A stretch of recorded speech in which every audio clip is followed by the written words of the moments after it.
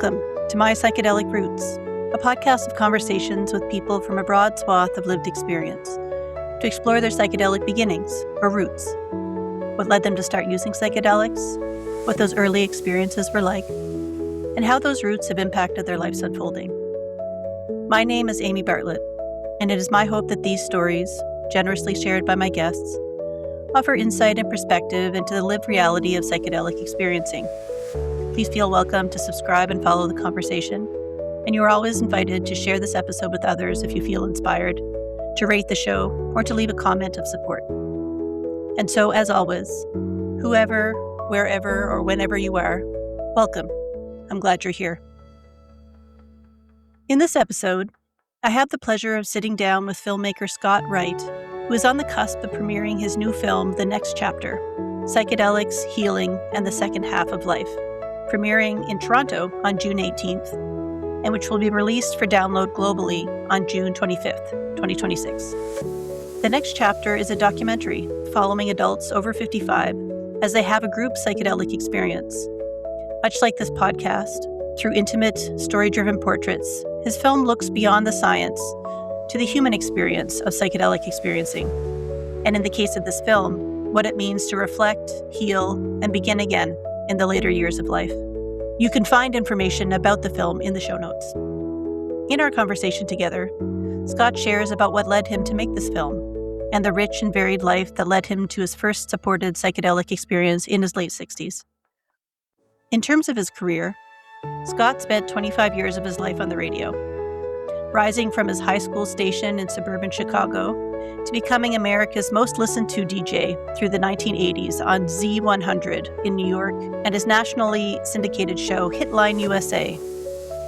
Switching more recently to film, he has produced and directed a variety of documentaries, including 3 Days of Glory and the rock documentary John Waite, The Hard Way. His latest film, however, was inspired by his own transformative psilocybin experience in Mexico over 3 years ago.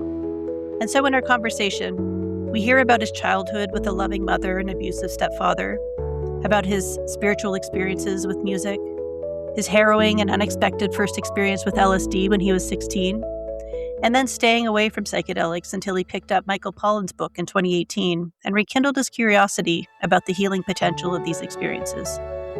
It was an inspiring and rich conversation together, getting to learn about what he calls Scott 2.0, and how his profound experience of connection and compassion has transformed how he experiences himself and the world around him. And so, let's hear more about Scott's psychedelic roots. Wonderful. Scott, welcome. Thank you. Thanks for having me. It's an honor to be here. Before we jump into conversation today, just to kick off the conversation, what do you think it's important that people know about your background and your life today? Whew. About me, that's a mouthful. I'm in my fourth major incarnation. I've had several careers. I've just always chased my passion my entire life, just doing something that I would have done for free because I just wanted to do it so badly. I started off in the radio business. I was a radio personality for a long time in the U.S., nationally syndicated throughout most of the 80s. Then I moved into the record business. I was a promotion and marketing executive for major record labels and then a consultant to major record companies. And then I took a big left turn and got into the wine business. Started a winery in Oregon in the Willamette Valley, and then added on to that winery, we started a import company based in Burgundy and Champagne. That's when I started spending a lot of my life in France, and built that business up over the course of 25 years and sold it a few years ago, so we're completely done with that. But about 10 years ago, I started indulging my huge passion for film and cinema. I've always been a film nerd and a movie geek, and was lucky to have met a young filmmaker in Oregon who was making a film about interesting people in the wine industry who had done previous things before they got into wine. Because in America, nobody grew up in the wine business. It's a very young industry. Whereas in Europe, you've got, 15 generations of the same family with the same vineyards and stuff. So he interviewed me and a former NFL quarterback and people like that who had done other stuff. And so I was in that movie and we became friends. And a few years later, I had the idea to make a movie about climate change and globalization and how it was affecting things so terribly in Burgundy. All these great small family vineyards were being Mm. facing disaster after disaster. And I had an inside view of it because I was living there a few months out of the year and was going to be able to film and show the real story that most people wouldn't be able to get at. So that was Wow. my first film. We made that in 2016 and 17. And so that just kind of took off from there. After COVID, decided to basically live in France half the year. We have an adult daughter who lives in Paris. She's an Mm. executive in the luxury industry. So my wife and I found an apartment over there. And so we've been living half the year in Paris for a number of years. And then we also spent some time in New Orleans, where my wife is from. That's where I am right now. And we have a place outside of Portland, Oregon, out in the Columbia River Gorge, where we spend summers just on the river and in the mountains and in the middle of the forest and get a chance to get really deeply connected with nature. So that's my life Mm. up to this point. Mhm. Uh, but none of it would be what it is now and going forward if it hadn't been for my first psychedelic experience a little over 3 years ago. Yeah. Wow. Such a rich life lived to date, and how interesting that with all that richness, your psychedelic experience matched that. Uh, Matched and exceeded my wildest expectations. wow. Uh, I knew people who were doing psychedelics when I was younger, 16, 17, Mhm. and I had one experience with LSD actually at around that time, and it was horrifying, terrible. I was obviously not prepared for it, had no idea what to expect. I probably took 4 times the dose you were supposed to have, and it was just an absolute nightmare. Mm. Uh, Amazingly, that didn't scare me away from doing psychedelics many decades later, but it it it didn't attract me to it anytime sooner, let's put it that Yeah. way. It's Uh, amazing how often people will have a first experience like that that is challenging and find their way back to it. yeah, Maybe sometimes never, but sometimes later on, and it can be a yeah, different experience then in a different set and setting. yeah. It was about 7 or 8 years ago, I guess, that Michael Pollan's book, How to Change Your Mind, just jumped off the bookshelf at me at a bookstore one day, Mhm. and I read it, and I was fascinated, and I said to myself, "Oh, here's this guy who's exactly my age, a really Mm. respected researcher, writer, journalist, and he's really detailing these intense experiences." And it just triggered something in me that I wanted to potentially explore that. I Mm. set the book down, went read it again a year later, and said, "Okay, yes, I really want to do this." And it still took me a little while to work up the nerve to go for it. And then at that time, it was not legally accessible anywhere in the Mhm. US. So I had to look around where I could access this, and this is before ChatGPT. There was just Google, so I was Googling around, and I found this American woman named Maria Camille down in San Miguel de Allende, Mexico, who was doing one-on-one experiences. She had many decades of experience with the plant medicines, and we connected over Zoom, and I felt like we had a good connection. We had a Mhm. couple of sessions, and I felt like I was gonna be in good hands. I was gonna be safe. I was gonna be well held. So, hopped on the plane, went down to Mexico, and Mhm. took the hero dose, and kaboom! I was off to Yeah. the outer reaches of the stratosphere, and a most wonderful, amazing experience I could imagine, and I'm sure you talked to a million people who struggle to find the words to describe what they went through because most of it is ineffable. You can't really Yes. get there. So, Scott, before we hear about this wonderful experience that you were able to have, and it sounds like a corrective experience from that first initial LSD when you were a teenager, I'm curious if we could go back to talk a little bit about your childhood and your life before psychedelics ever entered the picture. Sure. I grew up in the Chicago area with a single mom. I think my parents divorced before I was 1.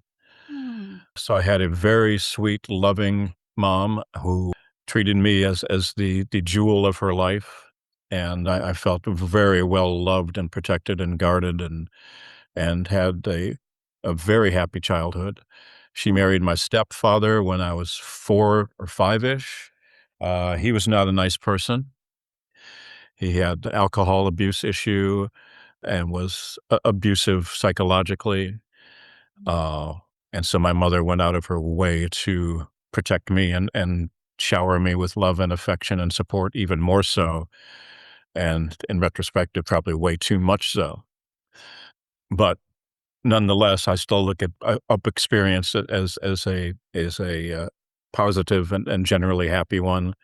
Hmm. And I was good in school. I skipped a grade when I was younger. They used to do that a lot. If they felt kids were smart, they would push them ahead. I know they don't do that anymore. But I went from first grade to third grade, so I Oh, was always the youngest in my class because I was young in my grade to begin with. So I graduated from high school when I was 16. wow. I started college just like the week after I turned 17. And I was at that point completely fascinated by music, radio, rock and roll.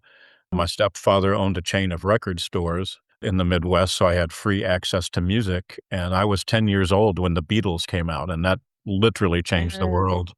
You know, for the first time, there was pop culture, music, heroes who were targeted towards people my age. Yes. And that just really turned everything upside down. So I got way into that. And Mhm. that's what excited me about radio. I grew up listening to the radio a lot in Chicago, and the DJs on the radio, those guys were stars. They were big, important people in our lives. You know, there weren't 500,000 channels and you couldn't stream every song you wanted in the world on demand. It was, you know, you had to listen to the radio, and those guys were your connection to all of that. And I Mhm. wanted to be one of those guys. So Hmm. that's how I ended up getting into that world. Yeah. I'm curious the way you describe music and how connected you felt to it is really inspiring. I'm curious, what was your relationship to wonder or spirituality or altered states of consciousness before you encountered psychedelics? Did you grow up with a religion or did you have any connections to spirituality or to awe as part of growing up? You know, I grew up my mother was Protestant, and we were the kind of family that went to church most Sundays, but wasn't considered terribly religious. I went to Sunday school a little bit when I was very young. I never really bought into it. It never felt right to me, it never resonated with me. Mm, So as soon as I wasn't forced to go to church on Sunday mornings anymore, I never went. I had no spirituality connection that I mhm. felt very much growing up. It wasn't until much, much later, maybe into my 30s, somewhere that the Tao Te Ching fell off of a bookshelf for me one day, and I read that, and that connected to me somehow. I said, "Ah, okay, this makes sense. Mm, This is not some made up story like most of the world religions are. It's not a religion. It's just a way of looking at things." And so that started to make sense. So my spirituality awakening came much, much later, but in my mhm. childhood and growing up, it was pretty non-existent. What brought you joy as a child? What brought me joy? Listening to music, learning how to play guitar, Mm. swimming and diving. I Mm. spent every waking moment that I could in a swimming pool. I loved that up to a certain age, but beyond age maybe 13 or 14 or so, my life was all about music. Yes. No, I said that's just what really connected to me, and to this day, I just feel it in my entire body. Listening to music is just a all-consuming experience. It's not a passive thing for me. I like to hear it. I like to feel it. I like to play it loud. Yeah. That sounds like a very embodied experience. Yeah, very much so. And, you know, having had the opportunity by being in the business professionally for a long time, going to concerts constantly. There was a time where I was spending several nights a week going to see live music and getting to see my absolute heroes multiple times and, you know, huge stadiums and just big, powerful mass gathering. That to me is a spiritual experience. You know, Yes. when you're in a stadium with 50,000 people and Bruce Springsteen is playing his heart out and everybody is on the same wavelength at the same time and that energy, that is very spiritual to me. Yes. That shared experience. I love that. That's really Yeah. beautiful the way you described that, Scott.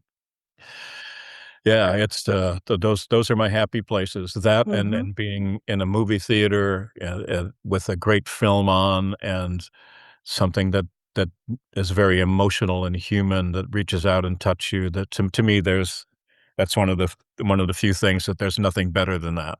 Yeah. I'm curious, Scott, did you grow up in an environment where psychedelics were ever discussed? You mentioned the Beatles and, their obvious turn towards LSD within their discography. Were psychedelics ever discussed in your house, or drug use generally, either positively or negatively, or what was your perception of them? My perception was that it was like adventurous, cool people, maybe a little older than me, were doing them. Everybody smoked a little pot in high school. I never liked the marijuana high. It just didn't connect with me. It made me paranoid and weird. I just didn't like it. Mhm.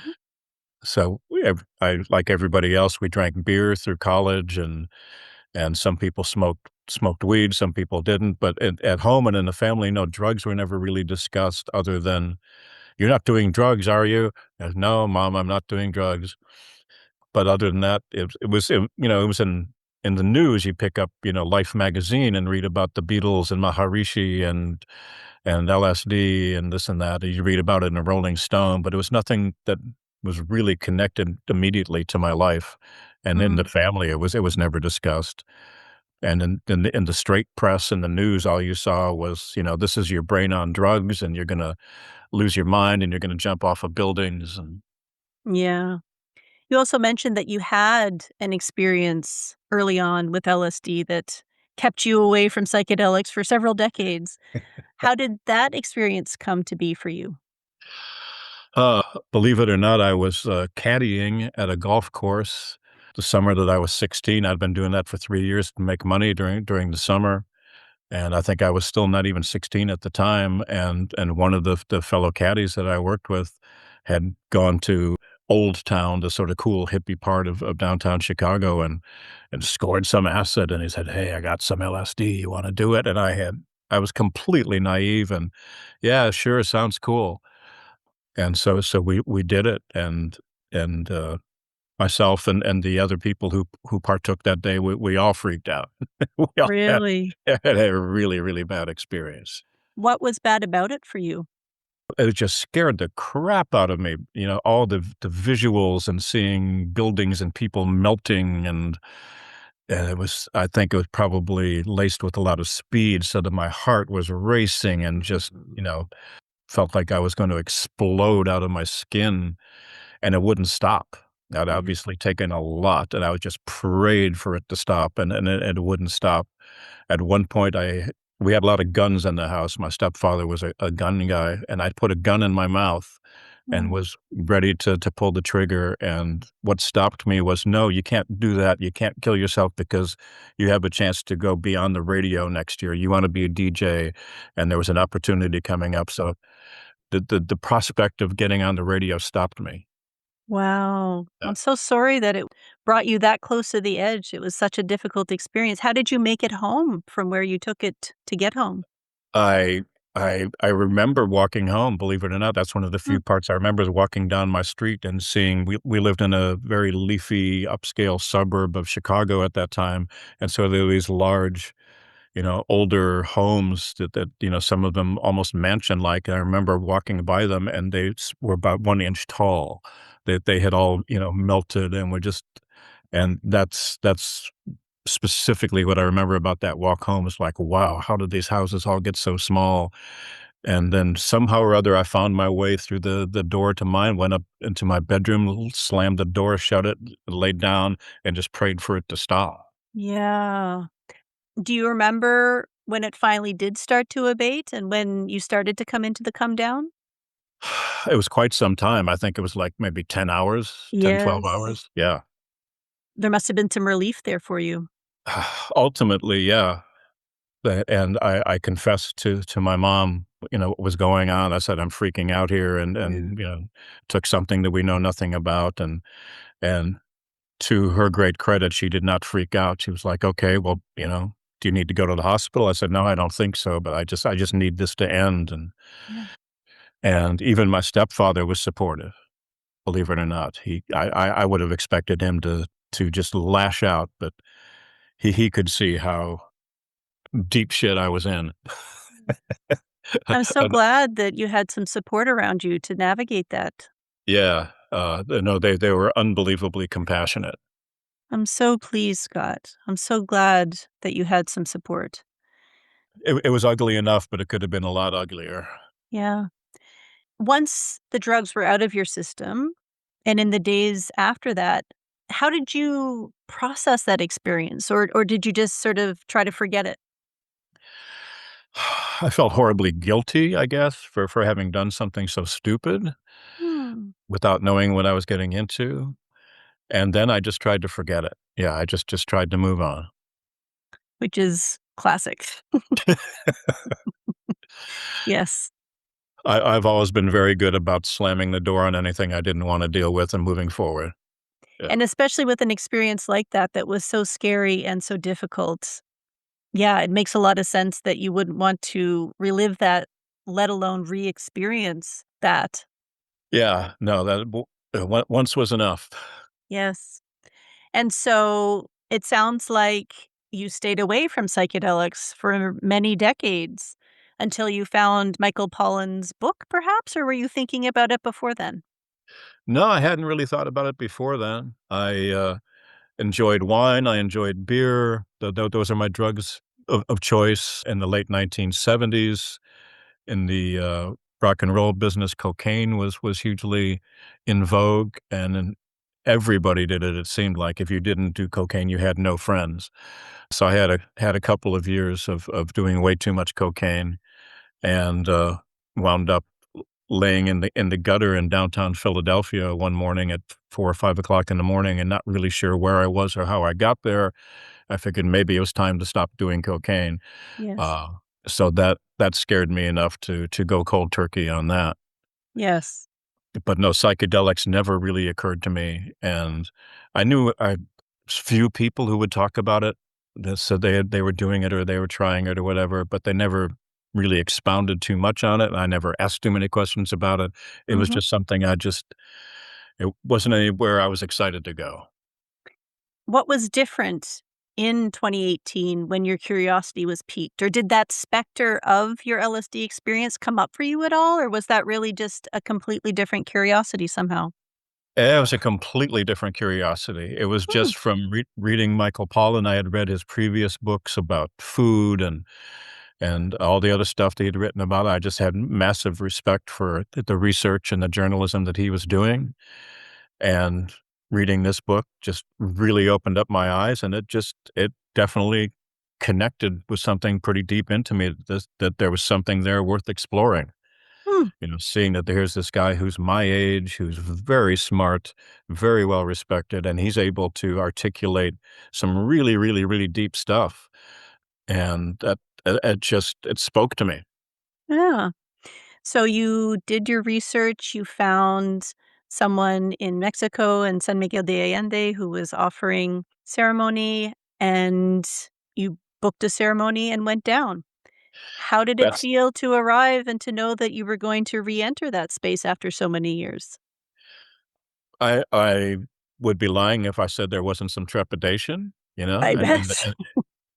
and then the closer you get to the day of the actual journey, you definitely start to the scare factor ramps up a little bit, but I really liked Maria Camille, the facilitator, and just she had a wonderful spirit and energy about her that made you feel like you were really held and really safe. Hmm.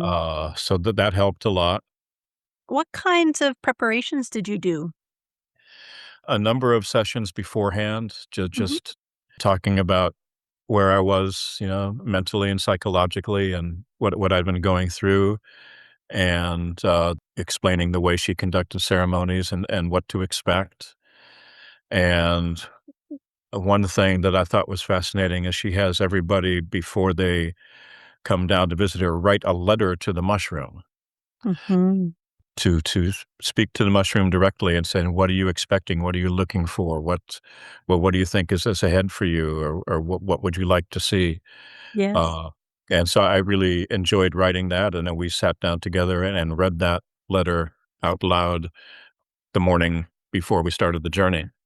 What did you, as much as you feel comfortable sharing, but what did you want to ask for, or what kind of sentiments did you want to share with the mushroom? I asked the mushroom for clarity, just to show me things as they really are, to let it take me wherever it needed to take me and show me what I needed to see, Mm, at that particular time, and that I was willing to just go for the ride, and, I knew it probably had all sorts of twists and turns and didn't really know what to expect, but that I was willing to let it take its course. what kinds of questions were you sitting with in that moment or in anticipation of that ceremony? What kind of questions had I been sitting with? I had most of my adult life, even though outwardly seemed very successful, my careers had always gone well. I was well known, well compensated. I was really pretty unhappy on a day-to-day basis. I was very insecure, very always felt less than, very not good enough, Mm, very judgmental because I thought everybody was judging me, that I wasn't good enough all the time. So as a result, I acted out. And on my 65th birthday, so a few years before this experience, my wife threw a big party for me and all our best mm, friends and a lot of family, and everybody was there at a big party at our house. And she gave a really nice speech highlighting some of my successes and my accomplishments and whatever. And then she said, and as you all know, Scott can be a bit of a dick. And something about that really, really struck me. It's like, yeah, yeah, she's right. mm, So that is probably what really was the one little thing that, pushed it over the line and maybe say, okay, you need to start dealing with this. I had, acted in ways that I know was embarrassing to my wife and our daughter and to other people in our lives. And it was clear to me that it would be a lot healthier if I didn't go forward in that same manner, that there was a better way and a better path. I had always been a loner, never had a lot of friends, mm, was not a champion of community. I thought people who needed that or sought that out were, needy or missing something, mm. that I was completely self-sufficient, I thought. Yes. Boy, did that change on one day in San Miguel de Allende. Well, maybe we So can talk a little bit about that experience and how that changed you. So what was the come up like for you, Scott? Were you scared as you were sort of feeling that come on and thinking about that specter of the LSD experience, or was it a different kind of come up for you? yeah, for some reason, the specter of the old LSD experience did not come up. But Good. as the psilocybin was starting to come on, I definitely was a little scared, but then I kept hearing, Maria's voice from previously saying, "Don't fight it, just let it go." That when Mhm. people have problems, it's because 'cause they're trying to hang on, and I Yes. I remember reading that from many other people's, journeys recounting their experiences, talking about the more they were able to let go, the better it got. And so early on, amongst many other things, I saw myself being born or trying to be born. I was feeling myself being pushed out of a tube, Mm. and it took 3 times for me to come out. The first time I wouldn't go, I would just get to the end, but not burst out, and then I would cycle off into a jillion other visuals and other crazy things, and then come back. I was being born again and being squeezed out of this tube, but I wouldn't come out. Mm. So, at some point, obviously, I finally let go and just went with it, and the 3rd time around, boom, I was pushed out of the tube and burst into this gigantic, overwhelming feeling of love and the purest white light that just, melted through every pore of my body and being, and that feeling is something I will never forget. And I hope everybody gets to experience that, it's indescribable how pure and beautiful and deep and powerful and intense that was. Yeah. Uh, and it was worth the fight getting squeezed out of the tube because once I made it out, it was like, okay, now we're here.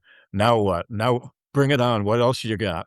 And from there, it went just a million great, wonderful places. But the biggest takeaways for me was the connectedness of all Yes. people and all things. And obviously, that's what I needed to see because I had been anti-connection. I had been trying to fight connection most of my life. And I saw very physically, like the grid lines. There were just millions of like laser grid lines that showed me how everything in the universe is connected. And I just kept hearing the message, it's all one thing. It's all one thing. And once you've seen that, you can't unsee it. It was just so clear, and there's no way that I can put in words to describe the clarity, but it was just absolutely, undoubtedly 1000% clear about the connection of all things. And then, yeah, you see all these other crazy visuals and stuff that just, you know, maybe not as profound as that, but you keep coming back to that. And I would close my eyes and go off to different places. And then I would open my eyes and then see the grid again. It's like, okay, no, it's all still here. We're all connected. Mhm. And then I would look down at my feet and my feet would like turn into a lizard or something. I was like, okay, that's interesting. Mhm. Probably nothing I really need to learn from that, but okay, it's a good light show. How did that insight about the interconnection of everything, how did that change how you saw yourself or how you saw the world around you? It was a complete polar change. And seeing the connection, it made me feel compassionate for everybody. It made me feel compassionate for myself.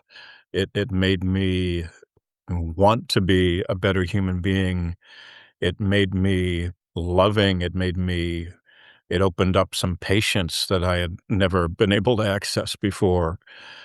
It just it you know, my wife and I started calling it Scott 2.0. It was like, okay, there was the Scott before this, and now there's a Scott after this. And not to say that I still haven't had moments, Of course. lots of moments where I can still, act like the jerk I had been before, but they're much less frequent and much less severe, and now I kinda know maybe where they come from, whereas Yes. before I didn't. They were just, they were blind almost. They were just kind of this automatic, unthinking, unfeeling response to things. Yes. Do you recognize Scott 2.0, or is he a new person you're trying to get to know? Well, it's been 3 years since the first one now, 3 years and a few months. Yeah, I think I know him and getting comfortable with him. I think Mhm. still learning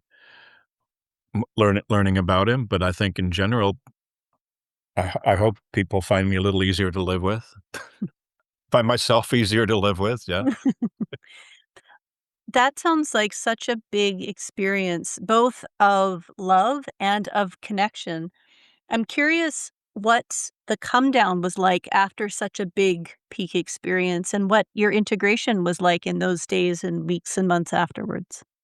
The initial come down was just overwhelming. I just Mhm. remember laying in bed and just crying, Yes. crying, crying. And I had cried a ton during the journey and laughed a ton during the journey too. At one point, I just laughed out loud and couldn't stop. And I just realized I'd been let in on the great cosmic joke or something Mhm. that, all the things that we think are important, all the barriers that we think exist, all of the stuff that we hold so dear, when you see that completely disappear and slips away, and at this level of consciousness, that none of that matters at all. And in fact, it probably doesn't even really exist. Uh, Mhm. that was just I thought that was the funniest thing I'd ever encountered, and I just started laughing like crazy. And then, of course, immediately you go into some deep crying jag about something else. Yes. But yeah, they come down after I was able to, get up and walk around and touch base with what we consider normal consciousness again. I cried a lot. My wife came back, tried to explain to her what I'd been through, and there's no way that you can, but she was kind enough to hold the space to let me babble on. And then, yeah, just over the days and weeks and months, started to integrate it. We had integration sessions with Maria afterwards. The next day, the day after the journey, at that session is where this film project was born. Mm. She said that she's, I think, a very gifted facilitator and one of those people who gets to the same place that you do from taking the plant medicine without taking the plant medicine. She can connect to that. And she said she had a big download during my journey that I needed to be involved in this space in some way, and maybe to help people, to help men in some capacity. That was her vague thing. And she said, maybe there's a movie to be made about this. And I said, well, we had never discussed the fact that I was a filmmaker. Oh. We talked about all the other crazy stuff going on in my brain, but we hadn't talked about what I was currently doing for a living. And I said, well, fascinatingly enough, that's what I do. And we started talking about what a movie would look like. And she mentioned that all of the people coming to her, like my age or older. And I said, okay, there's the hook for the movie. This is interesting. It's all, baby boom and older people coming down to deal with their stuff and to access this therapy. Mm. And so that's how the whole process started. And so we decided, Maria and I, to organize a retreat for like a year later and invite people who were wanting to be clients of hers, a couple who had already been clients of hers who would agree to come in for a group ceremony and agree to be filmed and Mm. open up their hearts and their souls, in a very vulnerable place, to the camera and to the world about all their deep inner stuff. So that's how this project was born. So beautiful, Scott. What have you learned about psychedelic experiencing or about yourself in making this film and having the opportunity to share some of these stories and your own story as part of making it? Huh. I've learned how to be a better collaborator. Wonderful. Uh, I'm doing this on my own, so to speak. I'm a one-man production company, but I've learned how to bring in the people to help with the things that we need help in, and where in the past I probably would have fought that like crazy and was not a good delegator throughout my various careers. So the last movie I made before this one, I worked with a big team, but I fought them like crazy. I Oh, and we fought like cats and dogs. Some of it for good reason, but some of it not, just because I was unwilling to let go of control. yes. And after the psychedelic experience, the first thing you realize is the illusion of control. there, there is no such thing. Yes. The universe works in mysterious ways, especially if you don't fight it. And so this was a much more collaborative experience for you. Yeah, absolutely. Collaborating with Maria, the facilitator, collaborating with the other people who were involved in the making of the film, collaborating with the subjects, the participants in Mhm. the journey. Mhm. And we developed a huge, very close connection. Everybody who was there for that experience, we still have a group chat. This is 2.5 years later, and everybody's still very, very connected. The bonds that were formed from that experience were really deep and powerful. And it was life-changing for everybody in very different ways. It sounds like the making of this film was its own integrative practice. The communing and the sharing and the allowing and Yeah, yeah, that's a good point. Yeah, I think, going through this whole process and going through all the footage and dealing with everybody involved, yeah, I hadn't really thought of it in that context, but yeah, it's been like an ongoing integration. yeah, it sounds like it. It's so beautiful. Scott, how do you stay connected to some of those insights and that love that you got to experience in that first journey? I meditate because we move around the world a lot. Unfortunately, my routine gets upset more than I would like it to, but meditation is a key for me, and that really helps keep me connected. And writing, Mm. I spend most of my time outside of making this documentary at writing original screenplays, and I love when the creative juices get going and you get into that flow state for a minute or two, and you start writing stuff that you don't even know where it came from, and you read it a few days or a few months later, like, wow, that was pretty cool. Who wrote that? Uh, that's also a spiritual practice for me. Yes. and very anti Scott 1.0. I have joined writers groups here in New Orleans, another one in Paris. I've created film clubs and have, tried to make a community activity and connection out of it all. So it's, yeah, I would, to say it changed my life is like the biggest understatement imaginable. Yes. As we close the conversation, Scott, and knowing about how transformative it's been for you and how much Scott 2.0 has learned and values community and connection and mutual support, I'm curious, what advice might you give to someone who's in the later stages of life and who, like you, has a rekindled or a new curiosity about psychedelic experiencing? I would say if you're called to do it, you'll know it. It'll be obvious. It shouldn't, it will occur to you that this is something that you might want to explore, then go explore it. And I would encourage people to do their research. And there's, so much has flooded into this space over the last 10, 15 years, especially in the last 4 or 5 years, maybe, that there are a lot of people practicing in the space who maybe are not terribly experienced or not terribly well trained, or just may not be the right people for you. Yeah. Uh, so it's nothing to just jump into blindly. And if you're not called to do it and you don't feel it's right for you, then I wouldn't go there. And that's apart from the medical and psychiatric contraindications as well. But we probably don't need to go into that. But if your curiosity is piqued, then explore it further and find a situation that sits right for you, whether it's accessing it legally in Oregon, Colorado, and New Mexico, or Costa Rica, or Mexico, or Amsterdam, or Jamaica, or wherever you need to go, or it's flourishing underground all over the world. And, I wouldn't be surprised if some of the better, most experienced practitioners are, working underground. Mhm. But you have to do your due diligence.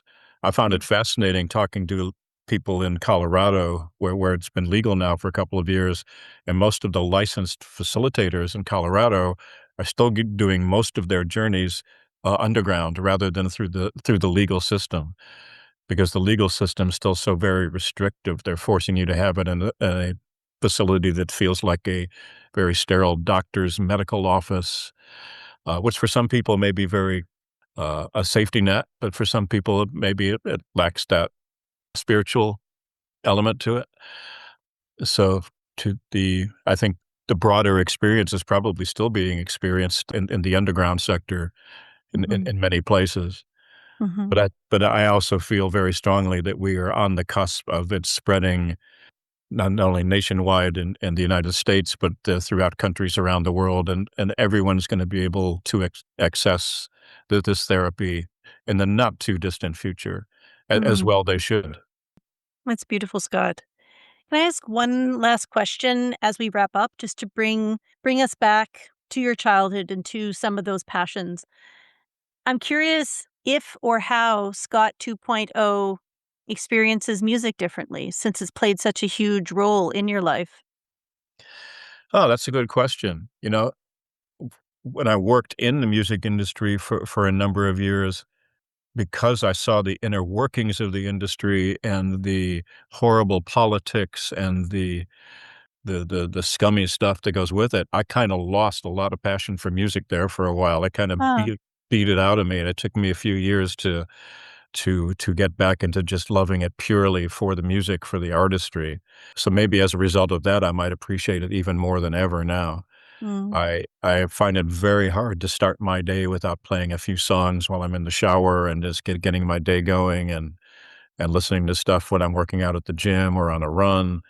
It's just a key component of my life, and I appreciate maybe more than ever the great artists, the great writers who, whether they ever tried psychedelics or not, they were able to tap into that universal consciousness, to that great energy that is the universe.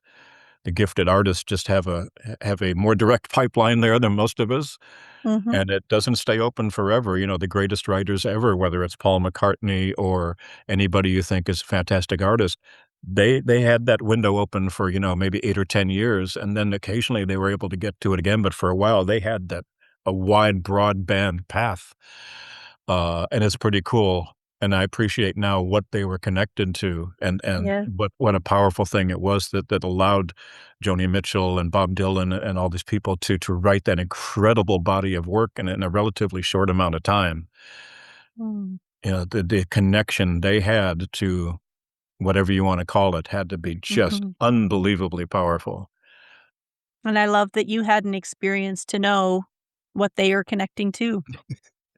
Yeah, yeah, yeah. It definitely makes me appreciate it even more and on a different level, I think, yeah. Yeah. Well, thank you so much, Scott, for sharing your story and for letting us know a little bit about you and about the movie that you've made, and feel really inspired by what you've experienced and how you want your life to be because of it. Oh, thank you so very much. You're Mm. a wonderful opportunity to speak with you. I love what you're doing, and I made this film to try and, reach people who need to hear the message of hope and healing that is available to older adults who have not been served well by the existing psychiatric and medical communities. What's available to them does not seem to be working for a lot of people, and this is something that might work for a whole lot of people. Mm. So I wanted to spread that message of hope and healing as much as we can. Mm. So the movie comes out June 18th in Toronto, and then will be available to rent worldwide as of June 25th. And I hope we get in front of a lot of people and touch some people's lives. It's wonderful. Well, you've definitely touched the people who've gotten to listen to this podcast, and I thank you so much for sharing your story and being part of it. Oh, bless you. Thank you so very much. Great to be Mhm. here. I really appreciate it. Thank you.